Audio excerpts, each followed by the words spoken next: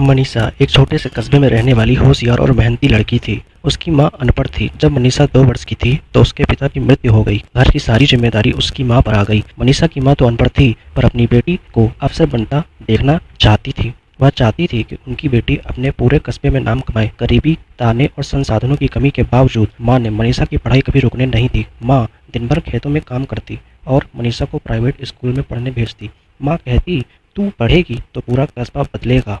मनीषा ने माँ की बात दिल में बसा ली। वह अपनी सभी क्लासेस में पहले नंबर पर आने लगी और 12वीं में तो उसने अपने जिले में टॉप करके सभी को चौंका दिया। उसने गरीबी और तानों को झेला था, इसलिए उसने मन ही मन ठान लिया था कि उसे यूपीएससी की परीक्षा उत्तीर्ण करनी ही है। उसने ग्रेजुएशन की डिग्री पूरी करके यूपीएससी की परीक्षा दी और कठिन संघर्ष के बाद वह पहले ही प्रयास में आईएएस अफसर बन गई। उस दिन उसके हाथ में नियुक्ति पत्र था। सभी के हाथों से तालियों की गूंज उठ रही थी। आज मनीषा की माँ का सपना मनीषा ने पूरा कर दिया। वो लोग जिनके ताने दोनों माँ बेटी ने सहे, आज उनके मुंह पर करारा तमाचा साफ दिखाई दे रहा था। मनीषा ने आसमान की ओर देखा और मुस्कुराते हुए कहा, पिताजी, आपकी कमी मुझे और माँ को सबसे ज़्यादा महसूस हो रही है, पर मुझे पूरा विश्वास है आप जहाँ कहीं पर होंगे मुझे देखकर बहुत खुश होंगे।